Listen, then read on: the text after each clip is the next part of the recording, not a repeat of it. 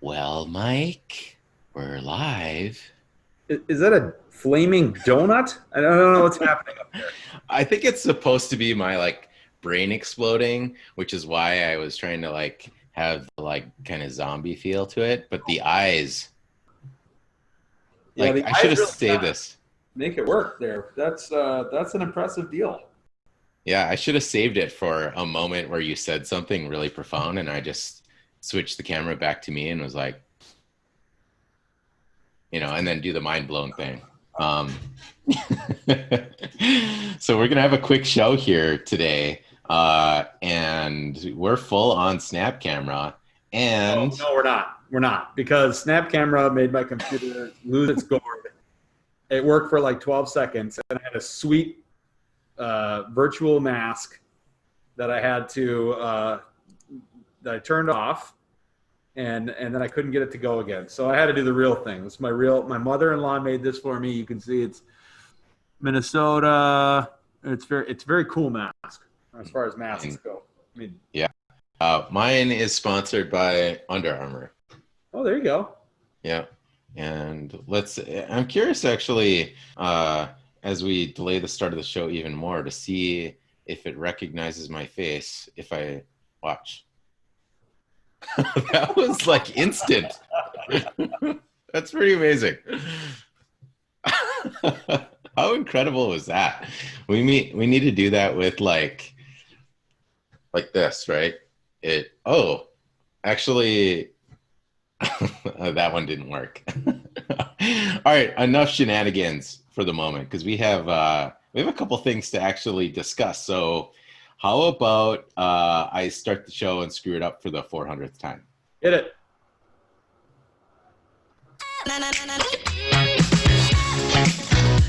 You're not bobbing your head. I'm doing it.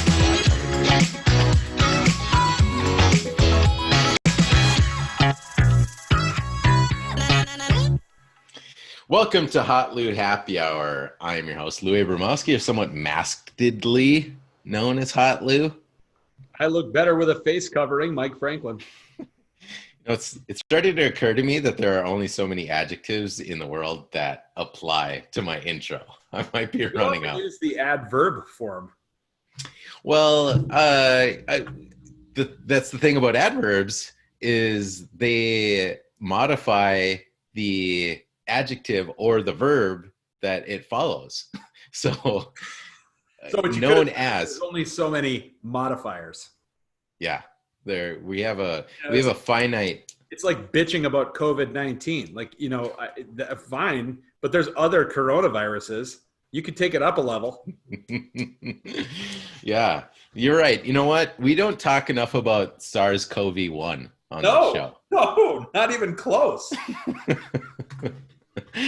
Well, I've said it repeatedly. I said it, I think, yesterday on the show. I even said it to a friend yesterday that, we've been very fortunate that, now we have something in the neighborhood of 500 million Americans who have tested positive for COVID-19. I think it's in that range. But we're lucky that the infection fatality rate is somewhere in the neighborhood of like 0.5% instead of 25, or like 70, like Ebola, right?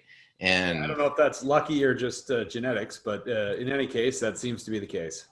Well, what I mean to say is that if there were to be a pandemic, and we know pandemics are a fact of nature, right? They have happened many, many times. They've happened in the past. They're going to happen in the future. And, if this were something that had all of the same characteristics of COVID-19 plus a much higher infection fatality rate, we would all be in complete panic mode and lockdown, and we'd probably cure it a lot faster. But this is really go ahead. We would be in panic mode in that instance, Lou. Would we be in panic mode? And if that tree fell in the forest, would it look any different than the mode we're currently in? So, if you were to watch CNN, probably not. I will concede that walking down the street in normal, the world that we occupy, the actual physical world, most people seem to be pretty calmly handling their business. Yeah, until you go indoors, like it seems like everything's normal, right? And if you're not watching TV and you're not indoors, things seem pretty normal. Indoors, the biggest thing you'd pick up is probably a vast majority of people in most places are wearing masks. Yeah, including Walmart now, amazingly. Yeah, the Walmart imposed their requirement, I want to say, effective last week. And but having been in a few Walmarts, including in Greater Minnesota, there was a good percentage of it was not 100, but there were a good percentage of mask wearers even at Walmart even a few weeks ago.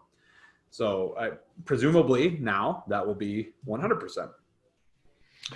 Yeah, I was in Target on Saturday and I was shocked. I was walking around, it was like 100% people were wearing masks.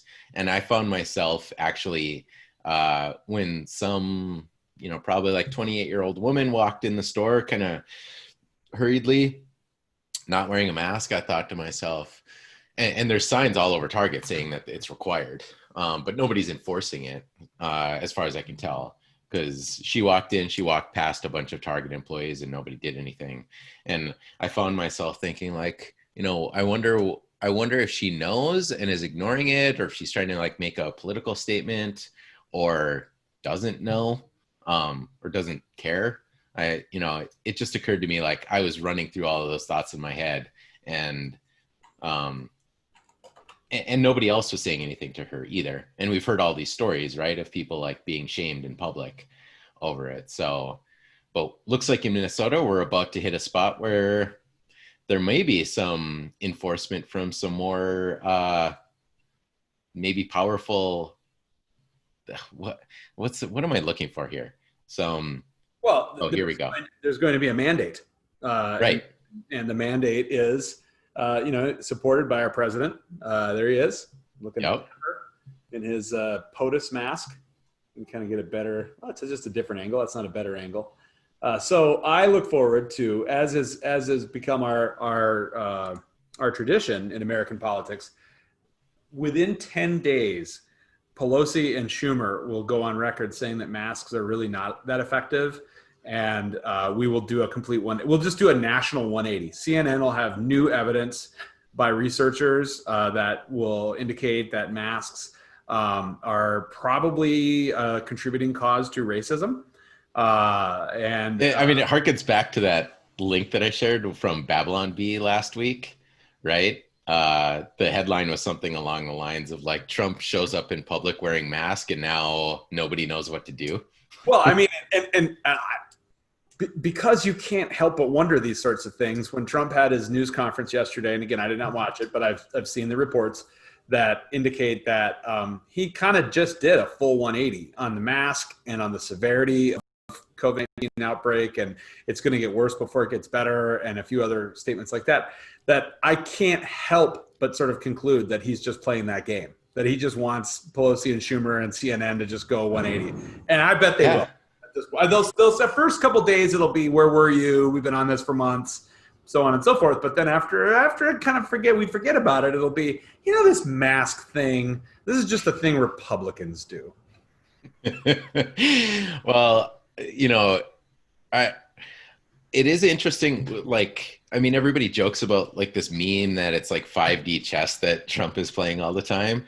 But it's interesting to see now. I feel like we are watching a little bit of a chess match between Trump and Pelosi in particular, because I don't know if you saw that Pelosi is now calling it the Trump virus. Yeah. And it seems like people are adopting it, which is pretty interesting. Well, that's fine. That's ridiculous. And just beneath any leader other than Trump. Again, like I understand the politics of wanting to sort of play his game. I think it's not going to work as far as no one wants. I mean, like you're looking at the polls. Like, why would you imitate this guy? You know, there was sort of wholesale rejection of what he brings to the table, and then sort of on the other side, you're also not going to do it any better than he does. You're going to out insult Donald Trump. Like it's just, you know, what do they say about fighting with a pig in mud? Like, you know, only one of you enjoys the mud. Yeah, I just used that quote like 2 days ago. Like, never get in a fight with a pig because you'll both get dirty and only one of you will enjoy it. Right. Yeah. You know, and the other thing that it occurs to me as I'm watching this is I think just last week, a lot of people were talking about how Trump had kind of abandoned populism to the point where he was just acting as a contrarian for kind of a long time. And, you know, while those things can occasionally align, it seems to me like this mask thing and wearing the mask now, he might be actually starting to transition back into doing what he did in 2016. That wasn't just contrarian. It was like about populism a lot. And the mask thing might be him recognizing that basically all of America now, even if they don't necessarily agree with it, they're adopting it, whether they're into it or whatever. You just now right in front of that parade. I mean, if the man has a set of skills, I mean, you're describing. Yeah. You know, and actually, I think I shared this on the show, and I can't take the credit. It was a friend of mine who came to this, but you know, this is a man who's made his entire life about putting his name on stuff. How did he not, like 3 months ago, come up with the idea to sell MAGA Trump 2020? You're literally branding people's faces. Like, right. How did he miss that? And maybe he won't. I think maybe, again, like with this insane news cycle that we're in, where, you know, Oceania has always been at war with Eurasia and so on and so forth, like we'll just forget about everything that happened 6 weeks ago. Maybe in 6 weeks from now, it'll be MAGA, 40 chess. Like everybody in the exurbs in greater Minnesota will be walking around with Trump 2020 face. Like, I almost just ought to predict it so that I can say later, I called it. Yeah. In fact, I'm doing that. They're going to be MAGA masks in full deployment in 6 weeks, within 6 weeks. Well, I've been trying for 2 weeks to get a hotlou.com or hotlou happy hour mask going. So we'll see if I can make that happen on a short run. We have stepped on that one a little bit. Not for hotlou.com, but for another enterprise you and I are working on together. But anyway, we'll talk about it. Okay. Yeah, that's a big reveal coming hopefully in a couple of weeks. But yeah, I agree with you. I think that people are going to it fascinates me, as it does, I think, everybody, that like roughly speaking, 99.9% of the people who are anti-mask are, you know, it's really just like this tiny inconvenience for them. And, you know, the benefit, you know, regardless of whether the benefit is there or not, or strike that. We know that there's a benefit. We just don't know like at what magnitude is there. Right. But it's certainly the benefit outweighs the inconvenience for almost everybody. And once you give the anti-maskers an incentive to put masks on, maybe specifically to broadcast their "Make America Great Again" in like the bright red color, they're going to be all over the place. So I'm on board with your prediction here. Well, I have mixed feelings about a mandate. And I did what I should do all the time and sort of went to the treasure trove of information that we call the internet. And I did a little research on this, and because I've been seeing a lot of my Liberty MAGA friends talk about how this is totally unconstitutional, and I think I've said on this show, and I'll hold that many of the things we've been tolerating are totally unconstitutional. What I can't find is any clear evidence that a mask mandate is itself unconstitutional. In fact, if anything, there's precedent for it in the Spanish flu outbreak, where it was not at a state level, and it certainly, I would say it would be unconstitutional at the federal level. I would have absolutely no problem. Even I could litigate that one on this show as a fake lawyer.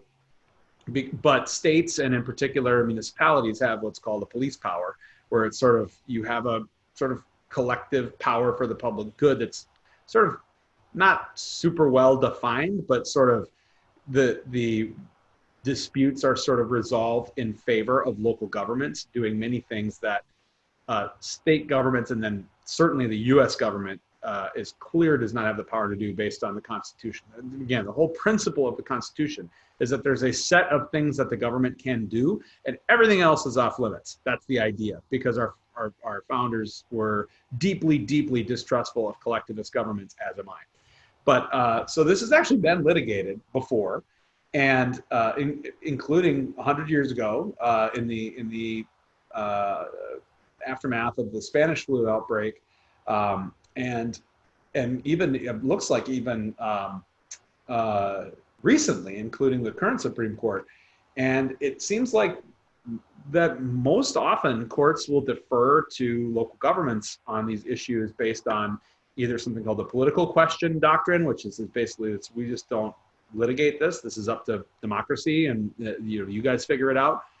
Or on the police powers question, which is that the state, and in this case public health, their public health power, which nobody disputes, it would afford them the opportunity or the right to impose a mask mandate. And so I sort of suspected that was the answer.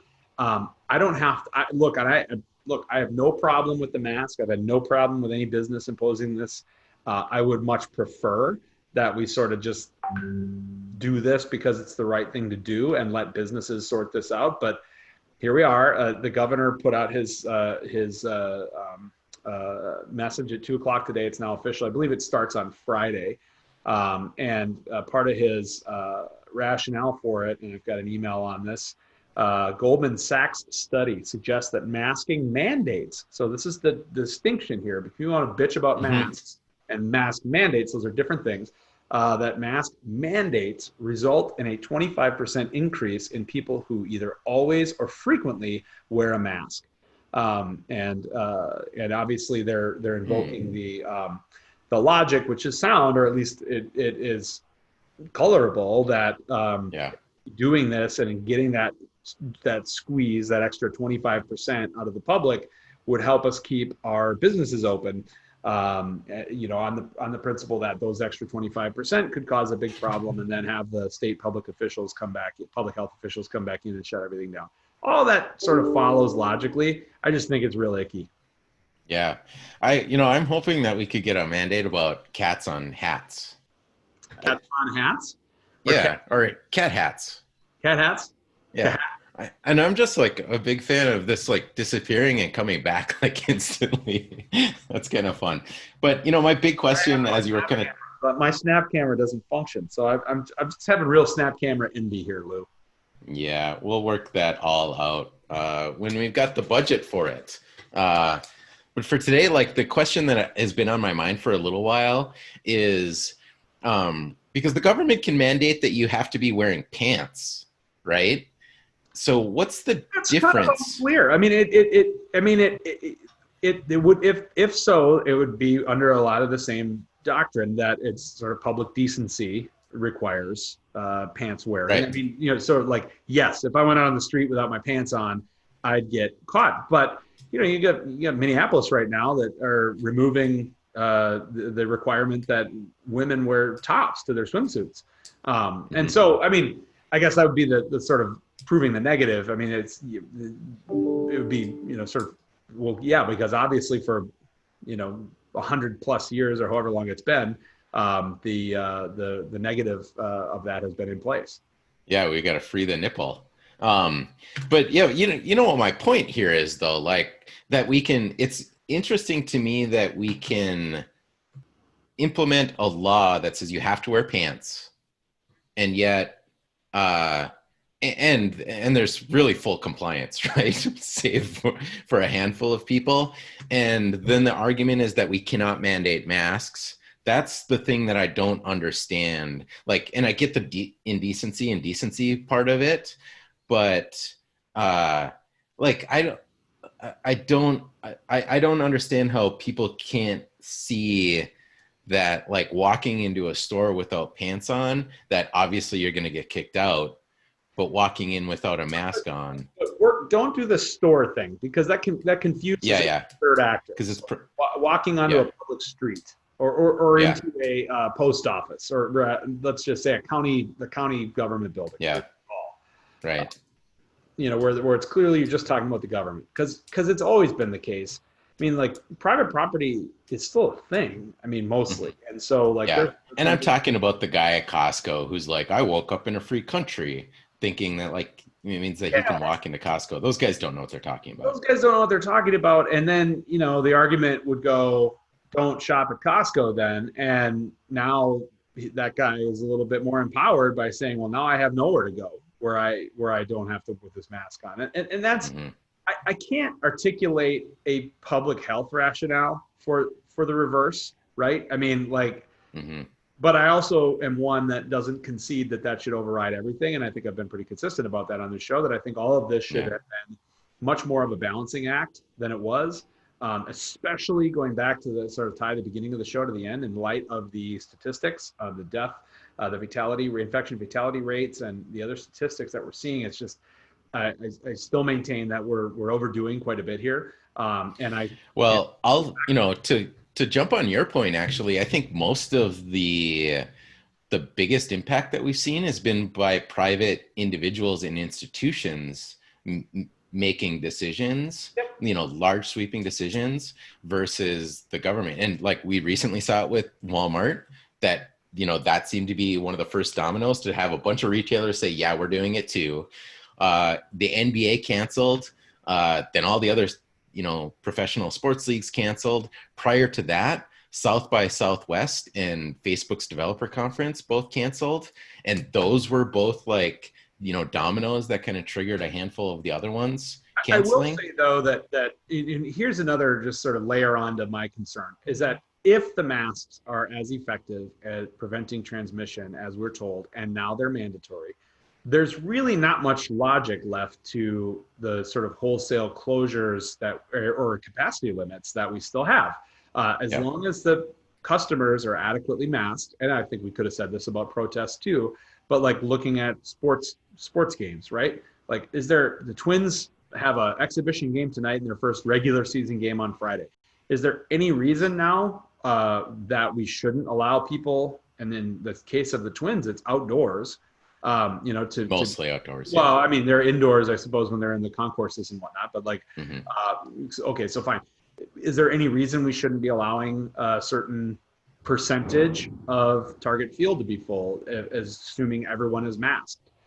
Yeah, I don't see one. I mean, if the logic has never followed. Just the logic has been missing in so much of this, that I just would appreciate so much someone to stand up there and acknowledge and take these concerns. But I'm grown up in a country largely where political actors in particular cannot take a single risk along those. The risk is always resolved in favor of safety and not liberty. And I find that very distasteful. Yeah, we need to continue this conversation, but we have to wrap up on a pretty short show. And with that, I need to promote a handful of things here. One, tomorrow, we've got the reigning AUDL, the American Ultimate Disc League, which is the professional ultimate Frisbee league in North America. We have the reigning MVP joining us. I don't know, Mask Loaf may or may not be joining us. Yeah, it's unclear. I've got a couple things coming up tomorrow that if I can, I will. If not, I don't really know how to meaningfully contribute to an ultimate conversation beyond my usual charming presence. So I think we're going to talk in general about canceling sports, because the AUDL canceled. They tried really hard to do like a bubble season and a bunch of other things. And we're going to talk about the dynamics of the ultimate Frisbee community too, which we got into a little bit with Isaac last week. I'll remind people too to watch yesterday's show. Talking to Evan Francine, I thought the show was really fascinating. I know it wasn't a huge draw. Information security doesn't really excite a ton of people, but I thought he was funny as hell though. Like, I mean, you appreciate a dry sense of humor. I mean, that was it. And I really appreciated that. And I was on for 20 minutes. I listened for about another 20, and so I caught most of it. Yeah. I was concerned when I made the Ruth Bader Ginsburg joke that he might just close the Zoom. So I'm glad that didn't happen. But the other thing that we're going to mention is, I think either starting on Friday or Monday, we're going to take a little bit of a break from hotlou Happy Hour, and you're going to start seeing a couple of reruns or some like supercut edited stuff together. Supercut, he means like, old school Zac Efron. And maybe future school. He could end up getting ripped for a superhero role in the future. I'm sure we could see that happen too. But the idea here is that Mike and I are going to regroup a little bit on how we're managing the show and what we want to do kind of moving forward.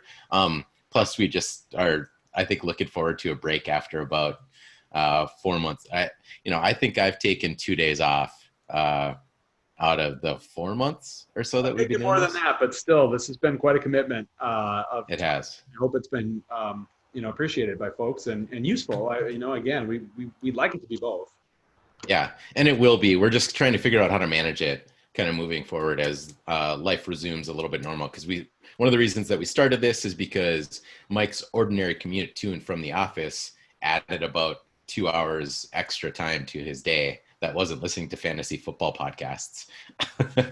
So in any case, just wanted to give everybody that, but hit the like button, share, watch parties, wear your masks, subscribe on YouTube. I think you can listen to the show safely without a mask on, but I'll defer to our expert Governor Walls to answer that. Depends on where you are, Lou. I mean, if you're in the middle of a crowded space, put on your damn mask. What the hell's wrong with you? Yeah, the watch party, I mean, just online. If you're doing watch parties in public, we want to hear about them and see how we can support you. You should do it better, man. Yeah. All right. Well, we've got to wrap things up. But again, smash the subscribe button on YouTube or Facebook. Tell a friend, throw watch parties. Tune in tomorrow and let us know if there's something that you'd like to see next week in terms of recording, because we'll probably do our greatest hits and a couple other things like that too. But thanks for tuning in to hotlou Happy Hour on Hump Day. I am your host, hotlou. I still hate hybrid camels, Mike Franklin. We'll talk to you tomorrow.